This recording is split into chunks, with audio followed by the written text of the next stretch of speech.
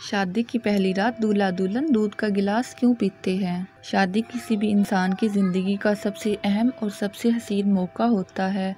लोग इस दिन के लिए सालों पहले से तैयारी शुरू कर देते हैं और शादी में सबसे अहम शादी की पहली रात होती है। आपने बहुत सी शादियां देखी होंगी, लेकिन एक चीज़ जो हर शादी और हर सुहाग रात में होती है वो होता है दूध का गिलास।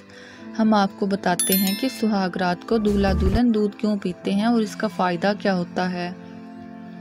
ये दूध का गिलास हमारी रवायत बन चुका है और ये पाकिस्तान और हिंदुस्तान में हज़ारों सालों से चलती आ रही है। दूध पीने से जिस्म में ताकत आ जाती है और आप में से कोई नहीं चाहेगा कि वो ज़िंदगी की सबसे हसीन रात कमज़ोरी महसूस करे।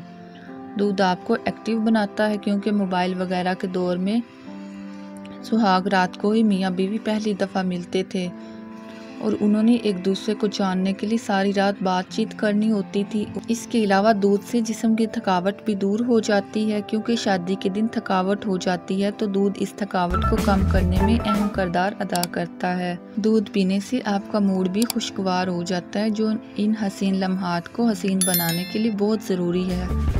दूध पीने से नींद भी अच्छी आ जाती है और दूध पीने से जिस्म में ताकत आ जाती है।